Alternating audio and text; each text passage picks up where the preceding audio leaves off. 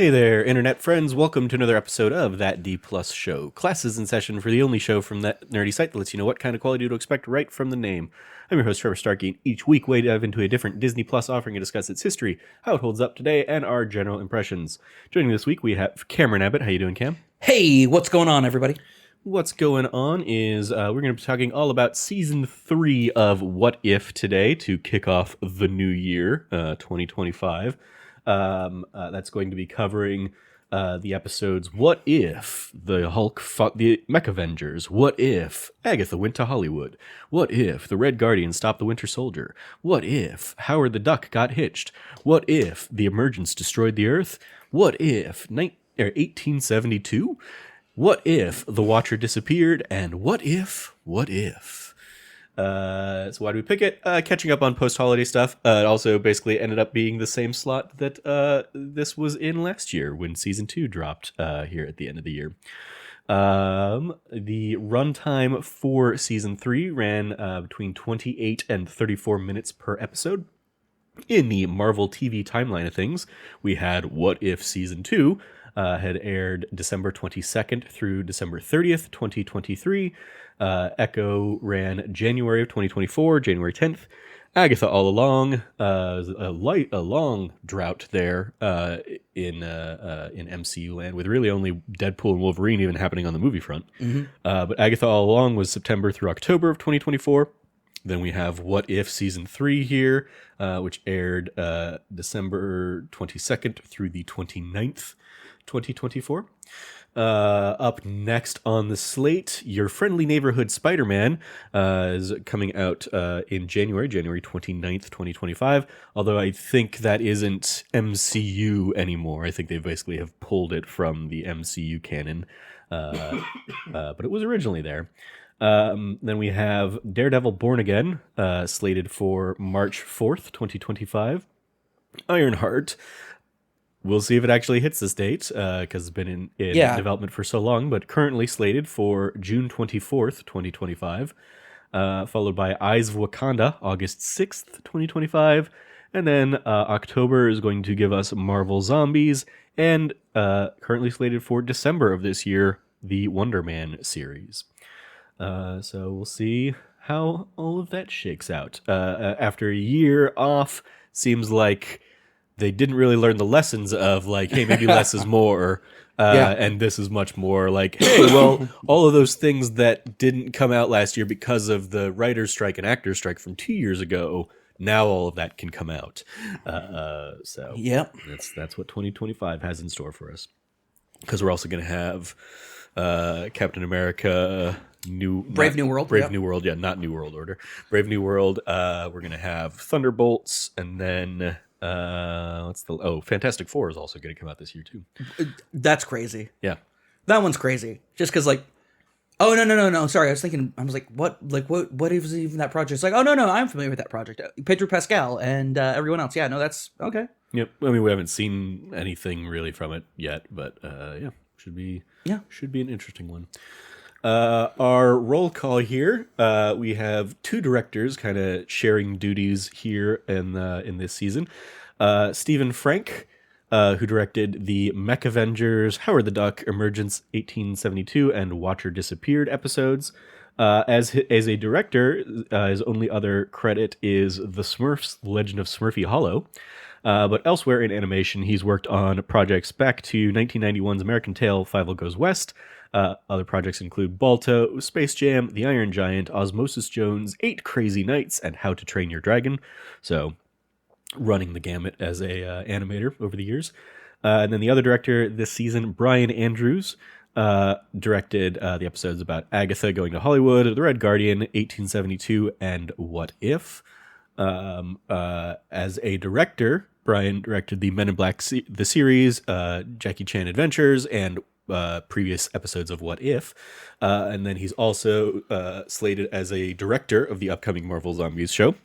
And then as a storyboard artist, he also worked on a ton of MCU movies, going back to Iron Man 2 and the first Avengers movie. We have 4 writers across this season's episodes. A.C. Bradley wrote on Mech Avengers and Red Guardian. She previously had written on Arrow, Troll Hunters, Tales of Arcadia, Three Below, Tales of Arcadia, and then she basically was the primary writer of season 2 of the show. And then this season is dominated by Brian Andrews, Ryan Little, and Matthew Chauncey as the primary writers. Brian Andrews wrote on every episode but the Red Guardian episode, having previously also worked on the Powerpuff Girls, Star Wars Clone Wars, the 2D version, Samurai Jack, and the series Primal. Ryan Little, also writing on everything but Red Guardian, has also worked on I Am Groot, is his other writing credit, but additionally he had production assistant work or other assistant work on projects like Daredevil, Agent Carter, Iron Fist, and Inhumans, so long versed in MCU stuff. And then Matthew Chauncey wrote on all but Mech Avengers and Red Guardian, having also worked on Three Below, Tales of Arcadia, and the Miss Marvel series. And he's also a script doctor, credited as a script doctor on Thor: Love and Thunder. Our cast of characters, of course, we have Jeffrey Wright as the Watcher in projects like Angels in America, Casino Royale, The Hunger Games, Westworld, The Last of Us Part 2, including reprising his role in the upcoming Last of Us Season 2. Yep. And then he was also in The Batman. Then we have lots and lots of MCU actors reprising their roles. I didn't list all of them, but when we get to kind of the last couple episodes, we do have Haley Atwell, of course, featured once again as Captain Carter, as she has been from the beginning, who has worked in the MCU, Mission Impossible series, and recently the Tomb Raider: The Legend of Lara Croft animated series. Devery Jacobs returns as Kahori, the Native American superhero, having also worked in the shows Reservation Dogs and Echo, as well as Ark, the animated series. Allison Seeley Smith reprises her X-Men role as Storm, making her debut in a MCU adjacent property, of course having been in X-Men and most recently X-Men 97. Natasha Lyonne plays Birdie, the daughter of Howard and Darcy, having worked in But I'm a Cheerleader, American Pie, Orange is the New Black, and Poker Face. And Jacek Isaac plays The Eminence, the head of the Watchers, having been in projects like The Patriot, the Harry Potter series, Star Wars Rebels, and Baldur's Gate 3. A little bit of trivia. The episode What If the Red Guardian Stopped the Winter Soldier very much seems to fall in the footsteps last season that What If Iron Man Crashed into the Grandmaster had, in that it was originally planned for season 2 but got bumped to season 3. And that was based on the fact that A.C. Bradley was the only writer on that episode, as well as she was the dominant writer on season 2. She also confirmed that in a 2023 article with IGN, because that episode, or the tease of that episode, basically came out as the post-credits tease for What If season 2. So it was well, that's the episode that we didn't have done fully in time for this season, but here's what it's going to look like for season 3. Yeah. What If the Red Guardian Stopped the Winter Soldier suggests that Iron Man 1 villain Obadiah Stane was working against the Starks long before 2008 and orchestrated the murder of Tony's parents that would later spark the events, of course, of Captain America Civil War. What If Howard the Duck Got Hitched is a direct continuation of the season 1 episode, What If Thor Were an Only Child? Mm-hmm. We return to that multiverse. What If 1872 links the boy Kwai Jun Fan to the hero Iron Fist? Kwai Jun Fan was canonically Iron Fist circa 1878 in the Wild West, especially in Texas. Yep. Appearing briefly in the Immortal Iron Fist series, Volume 1, Issues 7, 17, and 18. And then, just as a fun little nod, the series finale confirms that Uatu helped save Madison with 2 N's and 1 Y, the fan favorite character from She-Hulk, Attorney at Law. I think that was easily the line of the series. Absolutely. And so a woman named Madison with 2 N's and 1 Y. But it really would have killed it. It really would have killed it. Said, but not where you think. Yeah. Yes. If he had said that, that would have been that is the greatest line in all of What If. 100%. Yeah. I think it's in contention for sure. But that would have been that would have sealed it. That would have for people who loved She-Hulk, which honestly there should be more of, except like they're unfortunately incels. Even for people that didn't like She-Hulk, everybody loved Everyone Madison. loved Madison, yeah. Everybody loved the Madison and Wong relationship. But I love that. I love that. Like you helped. Well, I only helped that one time. It's like, okay, what about these other times? This other time, and you helped a woman named Madison with 2 N's and 1 Y. Like, like in that moment, I'm like, oh dang, I love that. That like, yeah. So yeah, that's what I have for the trivia. So what did you think here of season 3 of What If, Cam? I will say that this is up there for being probably my favorite season. It's not. It didn't have my favorite episodes. My favorite episode still is like what if Peter Quill, like was delivered to his dad. If he was delivered to Ego, that I think is still my favorite one. Because we had like a 1980s Avengers team in that one. What if Peter Quill attacked Earth's mightiest heroes? Yeah, that one was great. Like though I think consistently as a season, this is probably the best season in my opinion. I think that this is just. The like least interesting or least appealing episodes are still better than some of the other seasons episodes. There is such a real brilliance to a lot of the animation. I'm really happy with the animation through all the season. But I think the thing that they did is they delivered just a very big differentiation of what ifs here. You had different timelines, different time periods. You had what if the Red Guardian stopped the Winter Soldier, which was like I thought was going to be a continuation of, or some sort of continuation of what if Peter Quill attacked Earth's mightiest heroes. I thought it was going to be a continuation of that Winter Soldier, but for it to be something completely different, I was thrown off by it a little bit.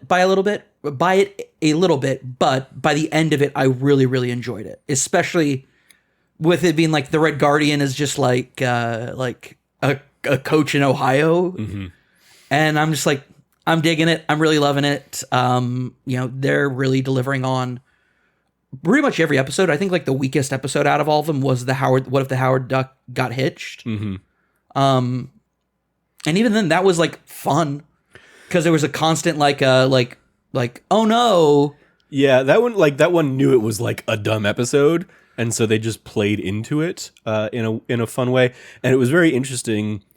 All of the because that episode starts with the Watcher basically being like this egg, and like I mean everybody in the episode is like this being is going to be an incredibly powerful being, and then to realize and that like the episode doesn't go out of its way to call it out in the 2-part finale, but like to realize that is Birdie, is that egg grown up kind of thing. We got an origin story for Birdie in this one. And also I loved how it turned into like, hey, can you go to that dimension that has the donuts that help you make you lose weight? And I'm like, that sounds rad. Why didn't Doctor Strange Multiverse of Madness, once again, you dropped the ball. Yeah.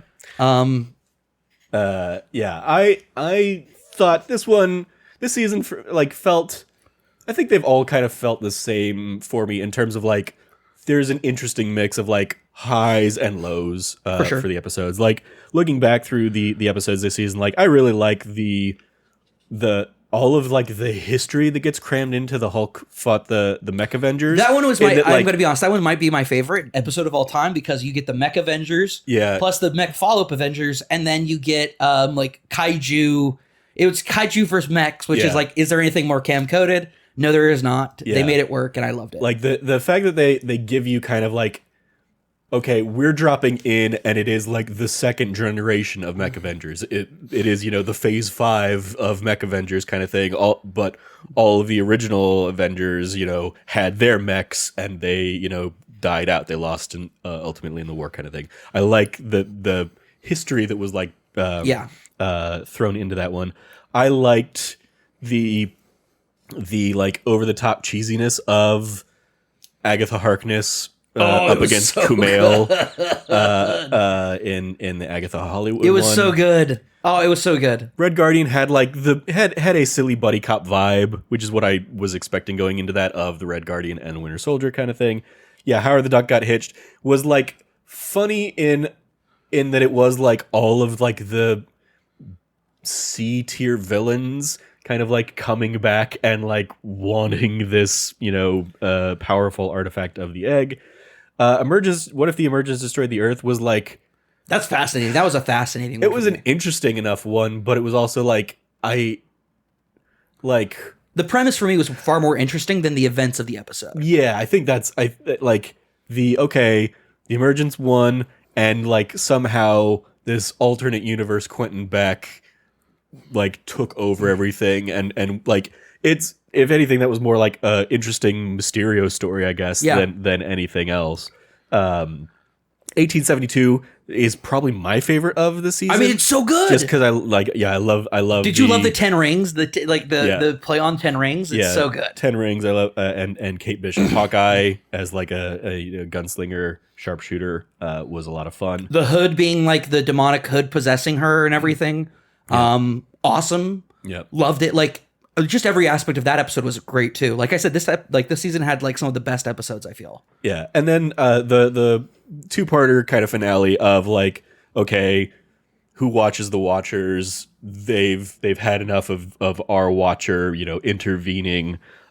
So our heroes that we have had kind of built up over like the multiversal Avengers, basically led by Peggy. I liked that, like, that kind of was a nice fitting like conclusion to her story arc. It was fun in that it brought in Storm and the new Birdie character. It brought back Kahori, who was kind of very much had that kind of vibe from last season.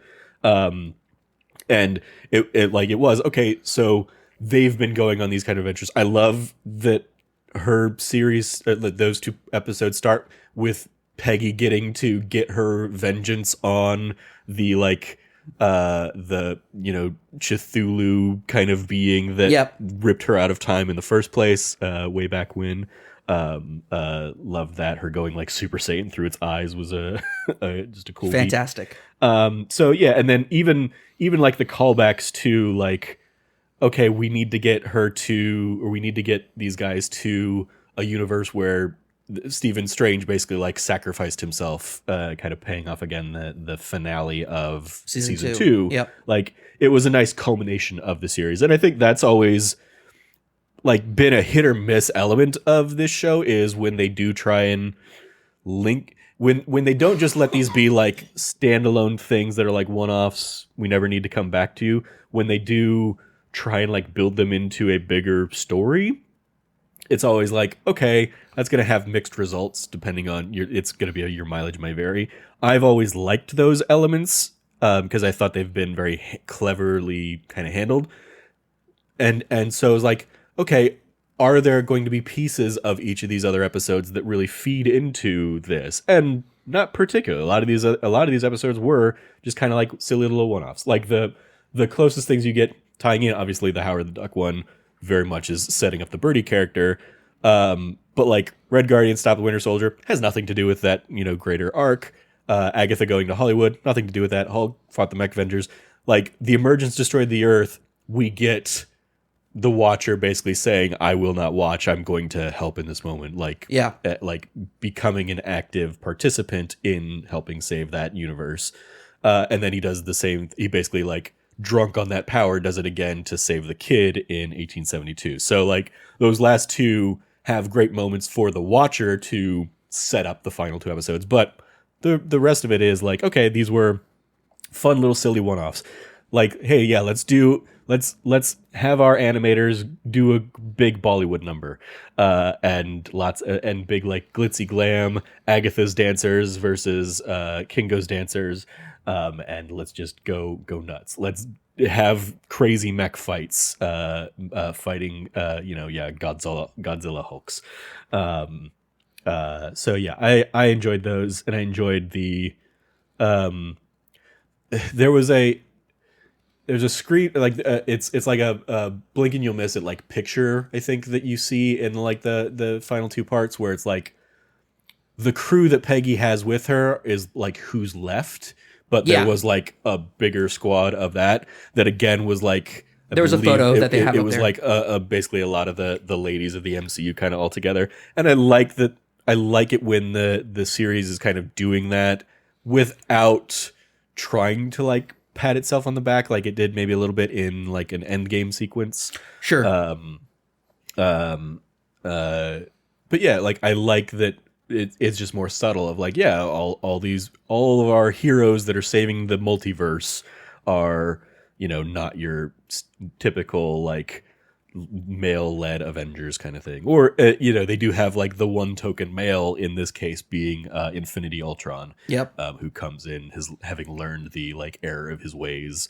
After literally like thousands of years of being Yeah. alone and processing it, he finally came to the conclusion: conflict, like peace is not the elimination of conflict. It is like, and I'm like, oh, I actually really like that about like, it's a big difference of like, oh yeah, if the Watcher hadn't interrupted Infinity Ultron's thoughts on his processing, maybe that would have been his conclusion as well. We'll never know because that's not what happened. I mean, they say like in pretty much every world where Ultron took the stones and wasn't interrupted, he destroyed everything and just sat there alone for millennia. So like, yeah, he would have still he ultimately would have come to the same conclusion, but everybody in that universe would have still died. Still died, yeah. No. So, and he even says he's like, nothing I do will ever like be forgiveness. I wiped out all of existence, but yeah, I can still choose to do right. Yeah, if anything, the Watcher interfering basically just opened up Ultron's consciousness to the multiverse, and basically gave him access to the multiverse to go destroy others. So yeah. Do we want to talk through any like highlights episode by episode, anything, or just any particular things you want to jump out that really spoke to you? I love Apex versus Hulkzilla. Mm-hmm. That entire aspect of it was awesome. The moment with Captain America and Bruce after he's absorbed the Apex's power back. It's just such a beautiful moment of like setting up like at no point did he ever fail Bruce. Bruce is the one that ran away when he hulked out that time. That kind of like culmination of like that, like I still believe in you. I still like you're still my friend. I still trust you. Is great. Also, shout out to Moon Knight being one of the Avengers and being in a Moon Knight mecha. And I'm like, oh, I guess maybe he's not crazy. And then at one point he goes, Khonshu says to blood, like light him up. And I'm like, oh, he's still crazy. Cool. He's still got Khonshu running around in his head, but it's just different. It's a giant mech instead. Yeah. All the mech designs were awesome. I loved them. The Super Avengers mech. Loved the whole like Avengers Initiative. What is this program? And he's like, well, I designed it. It's like, how did you know? He's like, I didn't design it for Apex. I designed you designed it for you. He goes, yeah. If I ever needed to be taken out for any reason, you guys have the ability to do so. And like proved its point. It was pretty much useful all the way up until the very end, but really good. Really enjoyed it. That episode for me, those parts of the episode for me were a big highlight. I just loved the kind of Pacific Rim aspect of everything in it. Yeah, indeed. And I love that like it, even within that world, like where this had been, this horrific war that, devastated millions and whatnot. 10 years on, they've already made like an animated, series about it and stuff like that. It's Capitalism stops for no one. Yep. Agatha went to Hollywood. We already touched on like so much fun in the team up there of Agatha Harkness and Kingo to basically Agatha.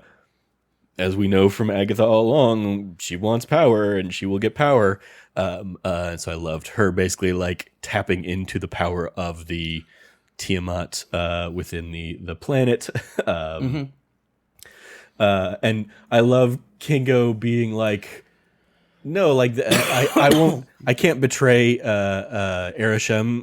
He made me like the Prime Eternal kind of thing. I can't betray him. I'll get power to sign you a 3-picture deal. All right, let's do it. Yeah, yep. Just so, perfect. Just perfect. Everything about that episode was pitch perfect. Yeah. Like to a T. Agatha belonging in the glamour age of Hollywood. Mm-hmm. Everything they have going on for it. It's just absolutely phenomenal. Yeah. Shout out to Howard and Jarvis reprising their roles. Yep. Jarvis in particular from the Agent Carter series. Yeah, dude, they were fantastic. Everything about it, they're like, Howard, you knew? And it's like, of course I knew. I'm the smartest man on the planet.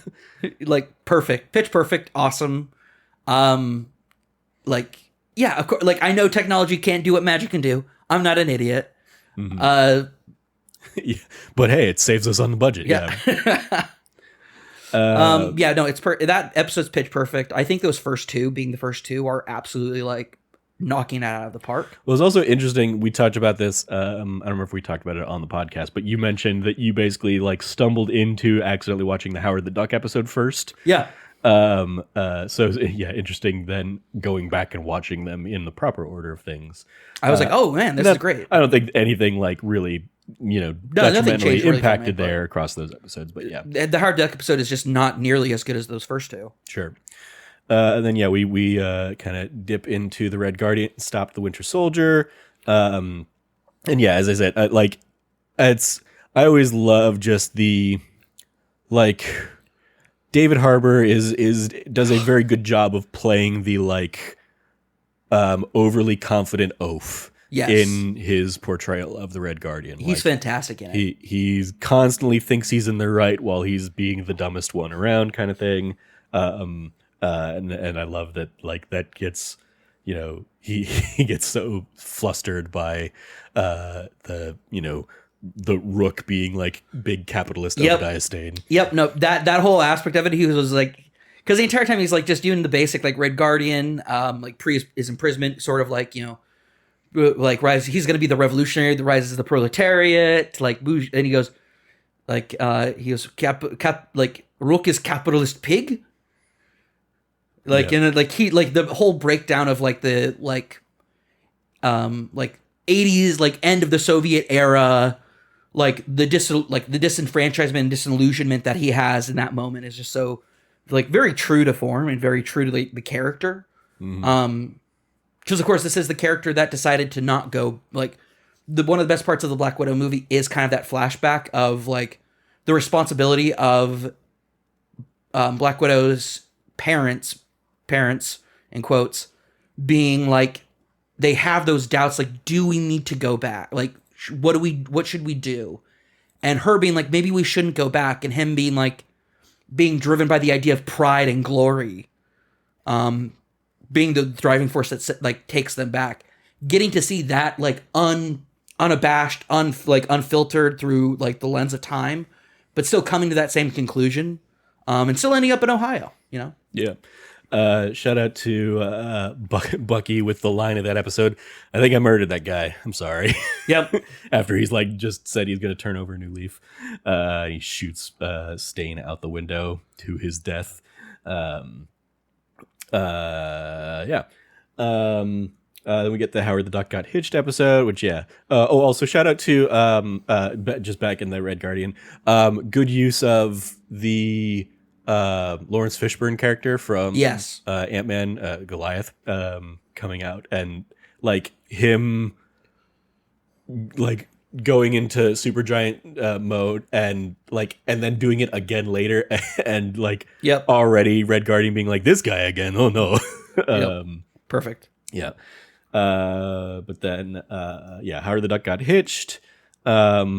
This was what it was. I liked the idea of like continuing off of that little weird branch of an episode where Seth Green's Howard the Duck character and Kat Dennings Darcy hooked up and had a kid. Yep. Sure, why not? And then they're like full on singing Kiss to raise the baby and all that stuff. But yeah, we get like Caecilius from Doctor Strange. We get Malekith from Thor: The Dark World. We get Thanos' minions. I love them calling Thanos and him being like, "Did you find the stones? Is that why we're here?" Oh. This? What is this? Why did you get me? You brought me here for an egg? Yeah. A magic egg? Yeah. The Grandmaster is in the mix there. Yeah. So much fun in like just the like collection of who they brought in for that one. But yeah, I would say that's probably the weakest of the run. Emergence destroyed the Earth. like this one, I was like this. I think did the opposite of the Mech Avengers, whereas like this one glossed so quickly over how we got to Quentin Beck controlling everything that I just didn't care. I wasn't bought in. The fact that this was an Earth that was already devastated and destroyed, and like we were already to the point where like nobody was left. Yep. Shout out to Sharon Carter, still managing to survive as like the broker or whatever she goes by, handing out weapons. I think part of it also for this one comes down to like they've been too slow to get Riri Williams up and running. Yep. That like, okay, I'm working off of a whenever Black Panther Wakanda Forever came out is like the limited Riri Williams exposure relationship we have, and it's just not a lot there just yet. It's not very strong, and it struggles because of that. Yeah. They didn't actually get Michelle Yeoh to come back and voice the character, but I did like that one of like the kind of the freedom fighters at the end was her character from Shang-Chi. Yep. It was a fun little bit. Yeah, like her and Valkyrie and Okoye and Wong helping out. This was the one episode where it was like, oh yeah, they got very few of those voice actors back. Everybody else is like kind of sound in this one. Oh, also, I don't think it was. I think it was in the Howard the Duck one. Yeah, it was definitely in the Howard the Duck one.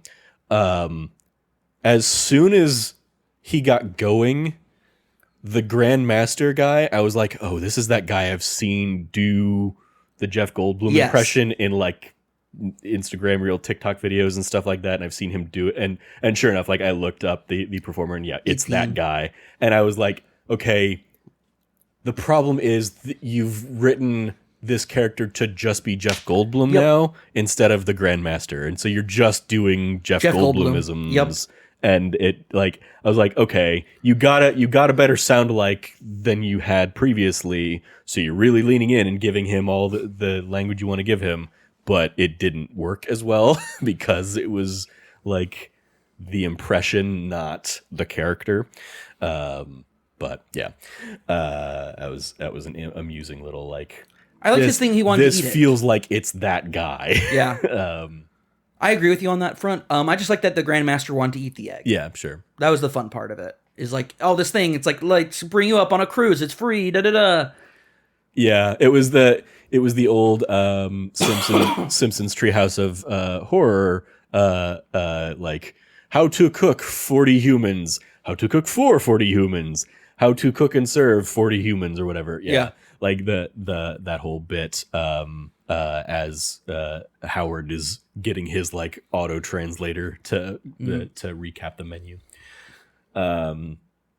Then we have What If 1872, which again I think this was my favorite of the episodes just because like fun, like I liked that they didn't worry about being like, why is this one set in the Wild West? Didn't matter. We're not going into it. They didn't need to, like, it was a plot point in the one in season 2 where they went back to like medieval times of like, why did everybody get transposed back into this, Robin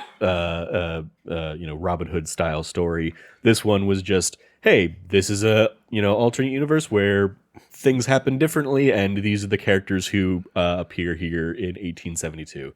And it was a way to play around with, like the 10 rings being the dings on the bell or shots of the bell. U.S. Agent was there. U.S. Which was Agent. great. Yep. And yeah, I loved the choreography of Shang-Chi, like throwing his head up in the air, beating the crap out of everybody, cutting back and forth between that and Kate Bishop, like shooting with her 6 shooters, and getting like everybody's guns off of them to like continue her kind of rampage. Being just full blown like, hey, what if Hawkeye didn't use a bow and arrow and used a much more practical gun? There you go. And then I liked The fun surprise of this one ended up being the Walton Goggins. Yes. Because I didn't like. I'm usually good about like catching the names come up in the credits bit, and I just didn't see his for whatever reason. So like when his Ant-Man and the Wasp character popped up as like, you know, being kind of the minion of the bad guy here, I was like, oh, that's fun. And I love that he had, you know, this deeper backstory with Kate's character and stuff like that. So you got this fun two planes of action, Kate and this guy having their like little you know, hypnosis showdown while Shang-Chi is facing down against his sister Xialing. And I loved the very realistic thing of like, you know, Kate not having seen all of the back and forth here, sees that she's got like a kill shot on Shang and takes her shot to take Xialing out. And Shang very much being like, you didn't kill her, the Hood did. The Hood did, yeah. Yeah, love that. And then yeah, the fun little like Iron Fist tie-in with, you know, precocious kid. Also, the Hood got away, technically. Sure. It got billowed out into the wind, and who it'll possess next, well, you do not know. Yeah. Also, I love the like the existence of like the hover train stuff. Not a complete shocker to them, and they're like, you know, how did they get Stark tech or whatever? I love that, like, even in that, you know, 1800s era stuff, Stark's already out there revolutionizing. He's the Nikola Tesla out there, man. You know. Yep. And then we get the two-parter of the What If the Watcher Disappeared and What If. I liked the like little glimpse back into the backstory of the Watcher Uatu, getting the like the origins of him taking the oath kind of thing, and the like the struggle that he's had over his eons of just watching and not like you know, I liked the basically the battle of minds between him and the Eminence in that one. And I loved, you know, his friends coming in and saving the day. Lots of fun to be had there. Anything else to shout out in that one? No, one of the things in particular, I guess, like really fun to just have Storm. Yes, having Storm in mixing up with the other characters. Yeah, Storm. Like, what if Storm was Thor? Is fantastic. Loved it. Like shot me back to my childhood of reading DC versus Marvel, which was a limited comic series where they had the, you know, Marvel characters go up against DC characters. Storm loses her powers in her fight, and then later finds the Hammer of Thor and regains her powers with that. And immediately took me back to a comic I hadn't like thought about since I was a kid, and just like fantastic, like reminiscing on that, but also just loving having Storm there. More Storm is better. Like my personal opinion has always been for a very, very long time anyway, that Storm is the best, like, quote unquote leader of the X-Men. I prefer her over anybody else. She just has she's just the best possible case scenario. None of the like kind of corrupt baggage of Xavier later on in the comics that we get with that. None of the like love triangle-ness of Scott and Wolverine. Yeah, but also just like Scott has his own issues where like there's a lot about like Scott Summers in the comics that like I do love. But part of it also is the fact, like, he can never be wrong. And, like, sometimes he's objectively not wrong, but sometimes he does something or there's a big thing about it. It's a big question when it comes to, like, rights and stuff that people want to bring up and use them as an allegory or, like, I liked that they used her similar to how they used her in X-Men 97. Absolutely. Of, like, having the little heart-to-heart moment with her and Peggy in this one, basically setting Peggy on the path of like going solo. I thought that was a fun little play. And yeah, like I love that they, you know, they're playing foosball in their off time. We said no powers. Portals aren't powers; they're an ancestral right, or whatever. Well, that way, but because she's like, "Hey, we said no powers. They're not powers; they're my natural abilities." Yeah. And it's just that just sort of how do you get like a character like you want to take? We had we had the character introduced in season 2, but in season 3 now we get Birdie as like an adult, played by the woman who has potentially the deepest voice a woman could ever possibly have, with Natasha Leone as like just like from the beginning of her career, she's had that like 80-year-old smoker's voice. Like, I mean, yeah, she seemed pitched up to me in this a little one. bit, Like, yeah. It wasn't deep voiced Natasha Leone that I was like used to hearing, but I could still hear her in like the southern mannerisms kind of the voice. Yeah. So yeah, it was like Definitely pitched up for sure. They almost were like they gave her kind of a rogue treatment, like, a little bit. From again X-Men 90. To be fair, she could have originally been like a rogue character that then rewrote to be Birdie. Sure. So that's entirely fair as well. But like, I don't know. I love Natasha Leone, so anything she gets to be in, I'm happy with. So yeah, Birdie ended up being like a cool character. I love that she has all of her like settings on the range of like her power meter is Howard the Duck euphemisms. And the call of getting her parents calling her saying, "Hey, bring those donuts," like I mentioned earlier, it was like a fantastic scene to like be that connective tissue point for people who didn't pick up on it. Yeah. Absolutely fantastic. So. Yep. And then we get everybody saving the day. Everybody goes Super Saiyan. They all become Watchers. Yep. And we Haley Atwell rides Captain Carter off into the sunset, saving the day. Beautifully done too. Beautifully done. Taking them from like, oh, we're a few universes short, takes them to that Doctor Strange universe with their actions, setting them up and basically also creating interesting enough, it's the same kind of like conclusion that theoretically Infinity Ultron made, where it's I realize now that peace is not the absence of conflict. That conflict is part of life, like that whole thing. Her doing that kind of sets up the Eminence and the other, High Watchers to kind of get to experience that in a universe where they don't have their unfathomable power. To kind of like take that moment and learn from Uatu. So, yeah. Trying to see anything else I want to call out here. No, I think we're good. Lots of fun over the course of the series. For me, this was always, as I said kind of earlier, like I really love when this series got into like, hey, yeah, let's do just a what if this one random thing, changed and it led off to this completely different universe. And I liked that so much of this was like familiar enough that we could see the touchstones of, okay, here's what changed in this universe and why it's different than the MCU we know kind of thing. I always enjoyed those elements. And the larger storytelling arcs, I think, were interesting. I think they were probably best handled back in that first season where it was like, okay, I can see how we're pulling all of these pieces together to create this multiversal Avengers in the season 1 finale, in a way that like even then though I remember my complaint in season 1 being like sometimes it felt like an episode ended abruptly because the actual ending of that episode happened in like the finale. Yeah.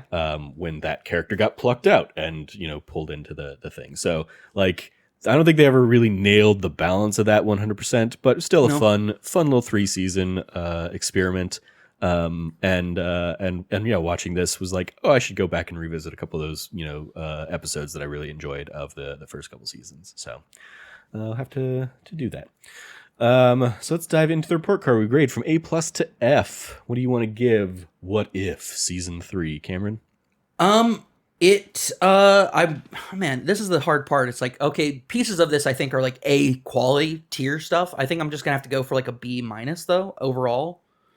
No, I'm gonna upgrade that to a B. It's a B. I think it is like there are some stellar episodes overall, but the sort of what if flavor that the first 2 seasons has, that aftertaste that a lot of those episodes have, do carry over here a little bit. And like, so sometimes like the conclusions aren't satisfying. I feel like the episodes we called out are concluded, like do have good conclusive endings. And like, yeah, this is a great sunset for Captain Carter as a character. Like most things with Peggy Carter, I wish that the series like rose to the occasion of being like well appreciated and well worth its time. And given like kind of the backing that a lot of Haley Atwell's work in the MCU often is unfortunately like suffers from, whether it's the Peggy Carter show or even What If. Granted, like I think overall, like I think she gets a much better send off here than Multiverse of Madness. I agree with you on that one for sure. Yeah. Shows up for 2 seconds and then bites it. Yeah, no, I think that overall, like, this is a, like, What If is a love letter to the MCU as a whole. It is a fun sort of explanation of, like, a what ifs. I think that there is, in particular, I do believe that there's just a very fun element that this show is able to bring.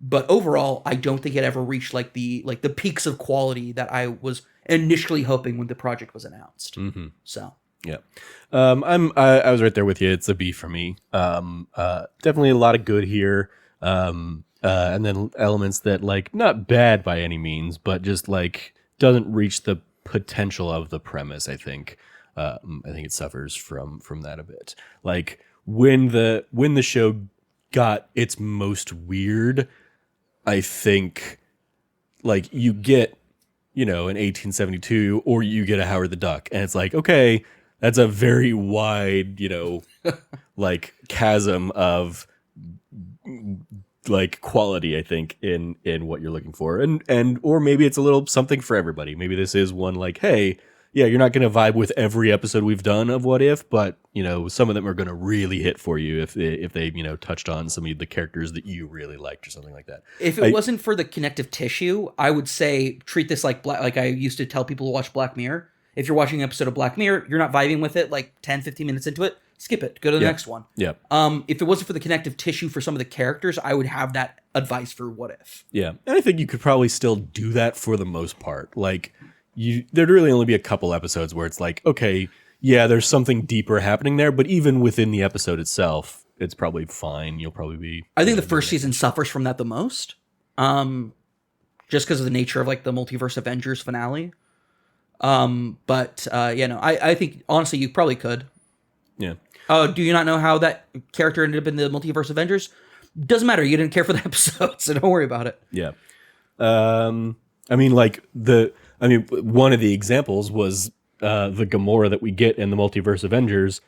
Her episode had been cut from season 1. Yeah. That was what I alluded to earlier. Like the like, what if Tony Stark crashed into Sakaar? Basically, like that was supposed to be her setup. That whole episode was like the introduction to her, and so there's supposed to be like a payoff to the gag of the Watcher grabbing her and not Tony Stark. Just was completely lost on the cutting room floor because that episode had not made it to air. So anyway, still a fun series overall, and a good time, and will be fun to go back and revisit like what if Star-Lord fought the Earth's mightiest heroes kind of stuff. So extra credit, other suggestions if you like this. What Disney Plus will recommend, same things they recommended last time, which were Guardians of the Galaxy, Captain Marvel, Guardians of the Galaxy Volume 2, Ant-Man, Black Panther, Iron Man 2, and Thor Ragnarok, and Shang-Chi and the Legend of the Ten Rings. But I will throw together, as I did with Season 2, this is the more like catered collection of what to watch based on like what these episodes are spinning off from. And that's going to be, obviously the first one is very much a spin-off of Captain America, the Winter Soldier. Then we get the Eternals and Agatha All Along kind of being the second part there. Black Widow and Captain America Civil War. Shang-Chi and the Legend of the Ten Rings. The Hawkeye series.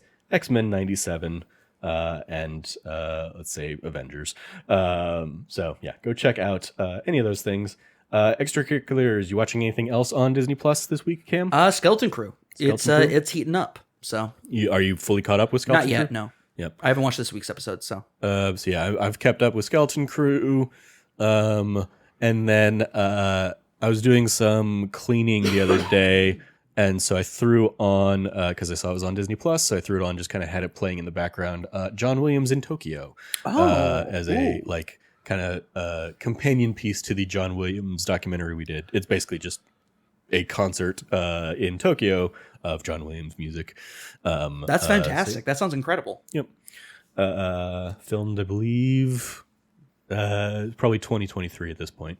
So a couple years ago, but it's out there on Disney Plus now.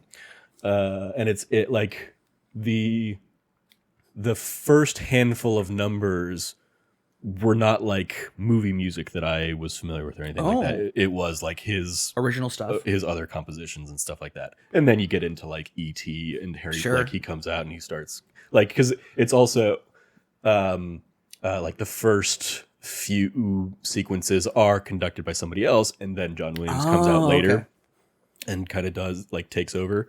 But it's still all an evening of like John Williams work. So yeah, like he comes out and does some Harry Potter stuff, and then kind of goes through the rest of his repertoire from there. Well, I mean, if there's one thing we learned from his documentary, it's that he has a broader breadth of work than either of us realized. Indeed. So. Yep. So yeah, that was a fun thing to throw on as I was doing some cleaning and stuff. So yeah, that is going to do it for this week's episode of That D Plus Show. Thank you, Cam, for joining me to talk all about What If Season 3 here. So I think we're still 2 episodes away from Skeleton Crew's finale, so that'll have to be 2 weeks from now. Do you want to try and plan on just doing the Jim Henson Idea Man next week? Sure, we'll see what derails it this time. Yep. Yeah, sure enough. Both of us are getting a little bit over a cold, so maybe we'll get like a recourse of that or something, and hey, next week's just gets canceled too. I already have a recourse of it. This is my second time with it.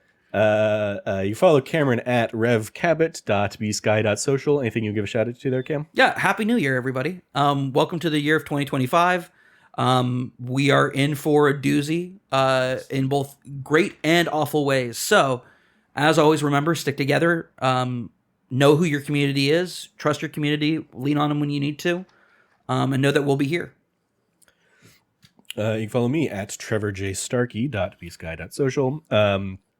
We took last week off on that Nerdy Site show for the new year, just kind of holiday break. But we'll be back. Cam and I will be doing our Game of the Year episode on this Monday, so stay tuned for that. Just be the 2 of us this time, but we'll talk through kind of our mutual or our individual top 10s for the year, as well as some honorable mentions, dishonorable mentions, all that kind of stuff. And then we'll kind of, tally up the scores and identify the top 10 games for that nerdy site from our combined lists, as we often do. So stay tuned for that. You follow all of us over at That Nerdy Site, or go to thatnerdysite.com for all the latest from us. Once again, if you liked what you heard, please remember to rate, review, subscribe, share the podcast with your friends, all that fun stuff. Thank you for joining us. As always, stay nerdy, be good to each other, class dismissed, and remember, what if? What if? Oh, we should cut mine. That was terrible. That was awful. That was so bad. I'm absolutely keeping it at this point, as well as this banter. Because, yeah, yours was, what was that? No, it was bad. It was so bad.